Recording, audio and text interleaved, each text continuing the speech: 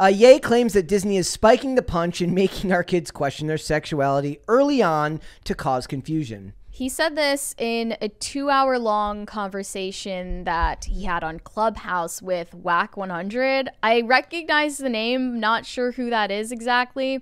He posted it to his Telegram, and I went and listened to this conversation. First of all, they bring up the Balenciaga shoot. We've all talked about it. We know it. And Ye immediately pivots the conversation from talking about Balenciaga, as he would want to do, to this general condemnation of the ubiquitous nature of pornography these days. And he talked about how he was exposed to it at a very young age, and he just completely sidelines the conversation. I just want to add, like, if Ye is going to be out here talking about the safety of children's minds and their innocence, and Disney is threatening that, then it's, at the very least, don't be a hypocrite in defending Balenciaga. I know before he got suspended on Twitter, he said, "I stand by Balenciaga and denounce witch hunts. I cancel culture," as if cancel culture is the reason that anyone was criticizing Balenciaga. He said, "God loves Balenciaga, praying for all the innocent artists and beautiful humans who make clothing that had nothing to do with the ads." It's such a sidestep. It's such a dodge. Right. He said, "Never turn our backs. Demna and the Balenciaga family for life." And he said, "Remove any and all forms of pornography from Twitter." Not Balenciaga, though. They're allowed to. Yeah, like right next to all of these tweets defending Balenciaga. So is what he's saying. He says, like, Twitter on like porn on Twitter, no. Children holding BDSM dolls and creepy stuff about child predators in Supreme Court documents in their ads, that's fine. That's what he's saying. Right. He's not really saying. I mean, he's saying that, you know, the whole company is not defined by this one action, essentially. Okay, but it is, though. Okay, He's wrong. At least for now, it is. And It I don't should think, be. I don't know if they end up pulling themselves back. They would have to do a major brand reconstruction. And I don't think that the person, at least, I don't know if it'll suffer as a whole, because I feel like most people aren't tuned into this stuff, sadly. Like we said, like, those protests were minuscule. There was almost nobody knows that this stuff is happening because the general public is in general asleep when it comes to this stuff. But it's not going to matter. Especially as somebody who has been working with this brand for a long time, was dropped by them for anti-Semitic comments. That's why I don't get it. Why are you is he still defending them Yeah, as if you're still in partnership with them? I don't understand his motives for saying all that. But now he's talking about Disney and TikTok. He said, "They're spiking the punch. TikTok is spiking the punch. Disney is spiking the punch. They're making our kids question their sexuality early on purpose to cause confusion. And that is part of this new war, this world order we're a part of. We're already in World War III and don't even realize it. Right now, companies like Comcast that run everything use celebrities, Disney, Hulu, magazines. They use all of that to control a lot of messaging, to push us, excite us, to get us just talking back and forth. Meanwhile, all of our industries have been completely shattered, and the places where we used to have steel factories throughout the middle America have now gone away, and we have opioid crises instead." So we're going to start right there. It feels like he pivoted. It's a total distraction tactic from the issue at hand, especially his own implication with a corporation that has obviously, you know, exposed children to sexual content. He has to answer for that and his own participation in it. Yep. And he didn't want to. I also cut out parts of this quote where, of course, he was just talking about the Jews, and it's just like, he can't. Dude, if Alex Jones is trying to go to commercial with you, you need to chill, you know? Like, I think that he needs to just get out of the media, and people interviewing him need to stop doing that. I know that nowadays it's basically impossible to ask people to be consistent, but this is a really, really weird bit of inconsistency. Yeah. It's a weird topic to be inconsistent on because it's so easy to, and it feels like unequivocally condemn this stuff. And the stuff is like he's talked before about having like a porn addiction when he was younger. Like when yeah, he was a like in this teenager. interview, he said, I was first exposed to pornography when I was 5 years old, and I was addicted to it at the age of 14. And he's talking about how it used to be much harder to come by in his time, and now kids are exposed to it on the internet all the time. But again, he's only going into this diatribe to avoid taking accountability for partnering with Balenciaga. Which is it like he just doesn't want to condemn anything other than? But he's condemning right now. But I'm saying, but there's like certain things that he wants to condemn, and everything else he feels like he's being made to do something. He's against laser his will. focused on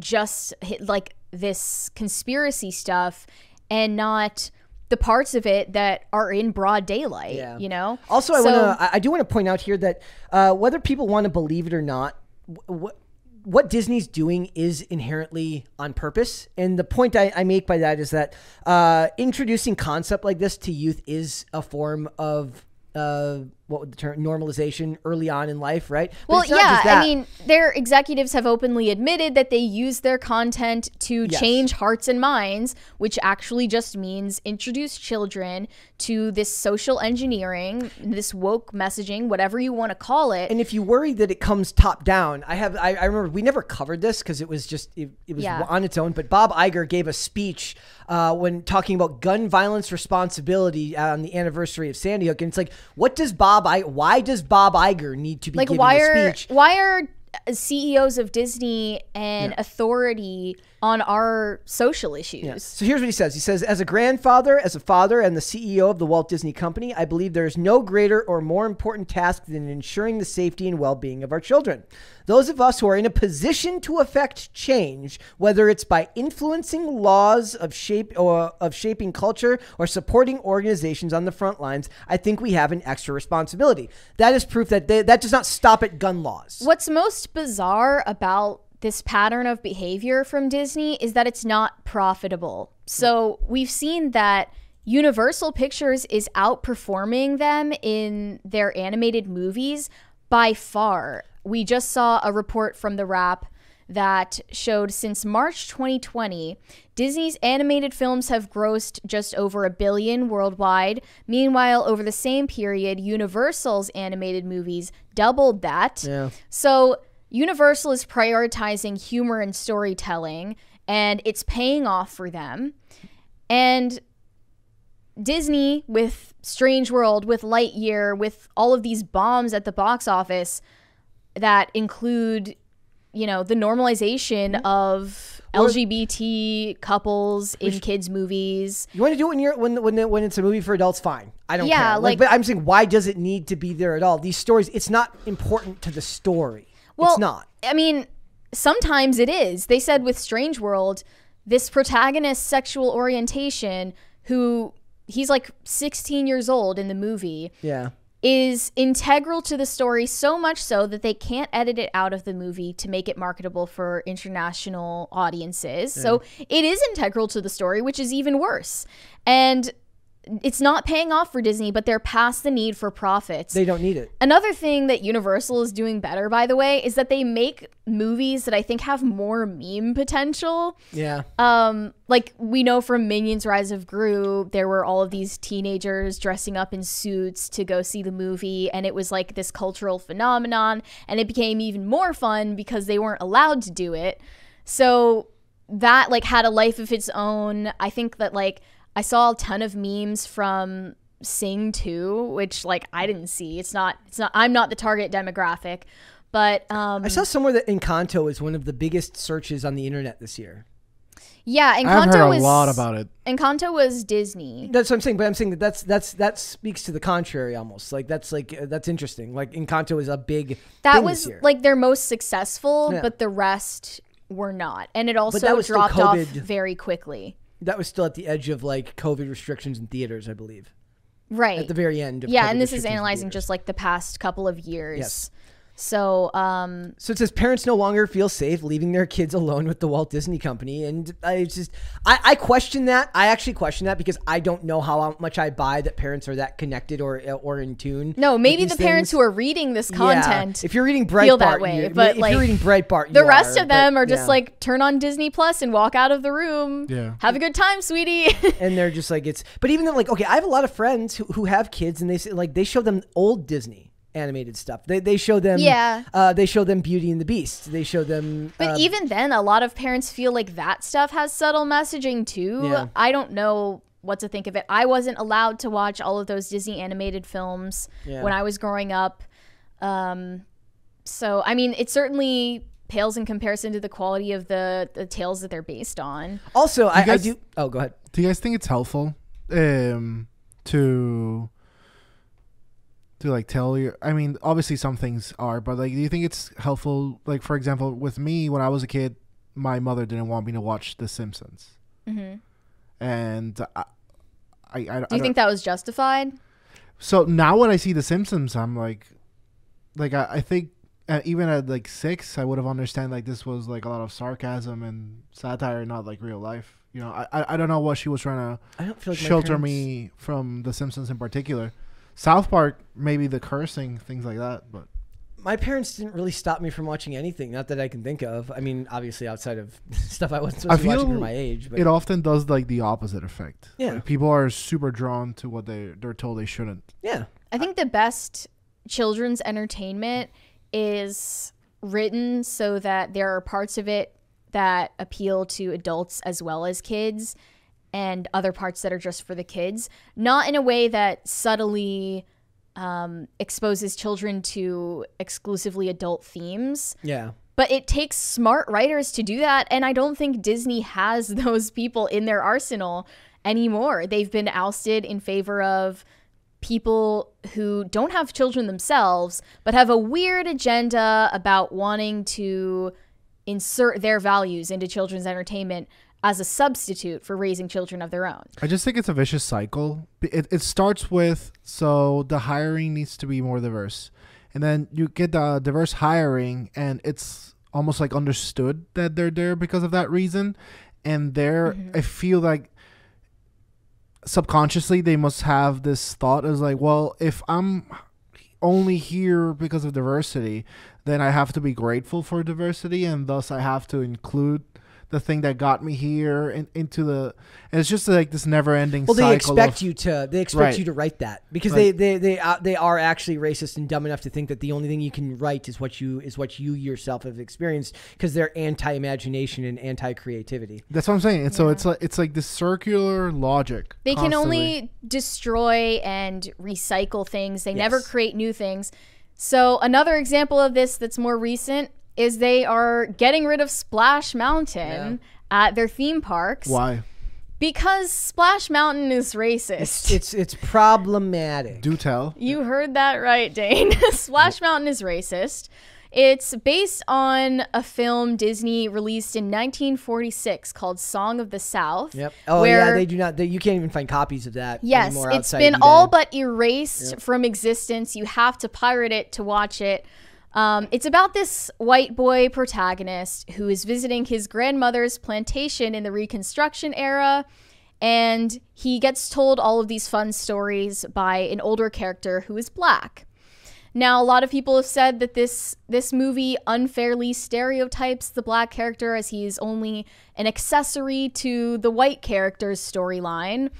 But that's just another example of like it's a reach. But it's another example of like they always believe that if you don't tell the story they want told, you can't tell the story at all. So this claim, even if it were true, it's dubious.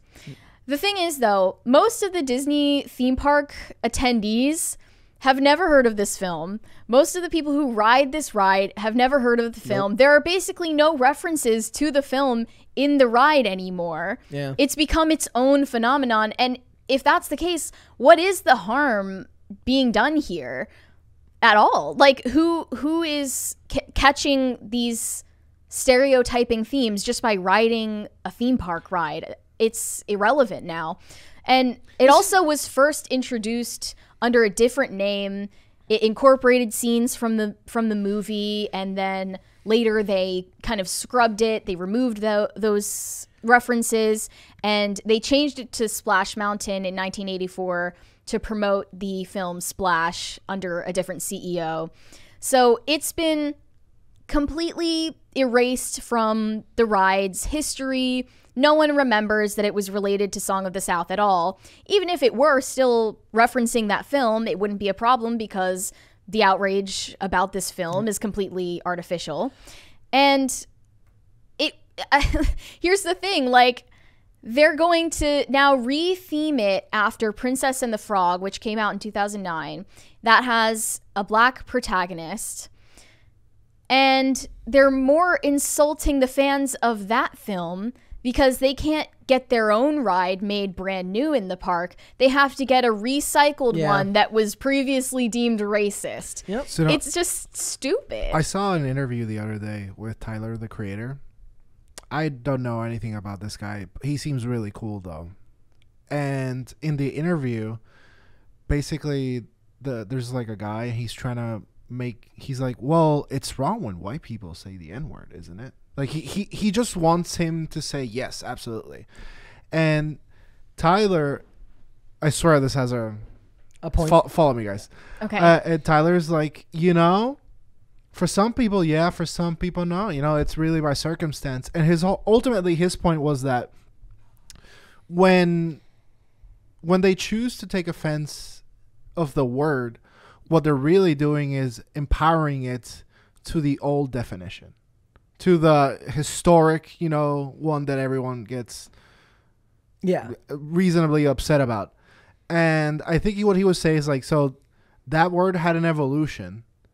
And right now, it seems that the culture wants to regress that evolution of the word. We talked about that. Like it is the iron control. Like it's like the ironclad control of language, right? You can't use your band name "Slaves" anymore because it meant something different back then, rather than the colloquial term that it means now.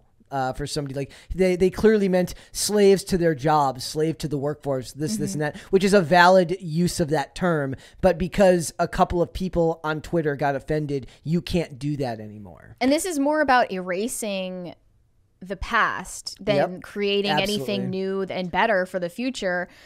That's doesn't matter what you replace it with as long as you get rid of what was there before. And how I take it is that there's people that were here, that were like, okay, let's move past this. And there's people under the guise of inclusivity, whatever buzzword they choose to use that day. They're like, no, it means this, and we want it to mean this. Yeah. You know what I mean? Like, they insist on harping on that feeling. Yep. Like, they're not over it. Like, also, they're not over that feeling. That's what the term undertone means, right? Like, undertone means that whatever I want it to mean, as long as it means something bad, and I can control you with it. Or stochastic terrorism. It means the same thing. Today, on we'll get into December 14th, 2022, I give wokeness 4 more years. I'm telling you, I give it 4 more years. Start the clocks, people. I'm telling you, Start the clocks, guys. 2 more for the election cycle. 1 more for the whoever psycho is going to make the next mass global conscious movement. And for 1 year to implement. It's going to be, by the way, it's going to be similar. It's going to be like openness. Like, no, I'm not woke. I'm open. And it's just going to, it's going to be different. So it's going to be way worse. We have nothing to hope for. I mean, it's going to be... It's gonna be different. Maybe openness. And here we are hoping that this show feels a little bit more fun. Yeah, talking about it, right? Like, I'm having fun. They've wokeified Splash Mountain, says Megan Kelly. And how does this change our world for the better? Good question. That is a very good question, but that's also just they're harping on it. I tried. Here's the other thing, though. If you don't believe, this is going to seem like a very, very weird comparison. If you don't believe that things like what Disney are doing have a hold on the culture, or that the increased non-stop talking about these issues, whether this is LGBTQIA+, whether it's trans rights or anything, if you don't believe that it has a hold on culture, I draw your attention to the Pornhub data from this year. I kid you not, where for the first time in history, one of the top searches in America was for the term transgender. Never been there before. Suddenly it's number 4 in the in the list Number of top 4. searches. So they're like, they start it with kids with their LGBTQIA stuff in movies, and it gets built into, put into the public consciousness elsewhere, whether it's through mainstream media, whether it's through political pandering, whatever that may be. It is now such a big part of our culture here in America that apparently people care enough about it to look for it on Pornhub. Just a thought if you think that it doesn't work, because it works. Yeah, this is one of those topics I wish I could talk about on the members only side of the website, but we can't. Thanks for watching this clip, guys. If you want to see full episodes or follow us on social media, links are in the description below. Bye. Bye.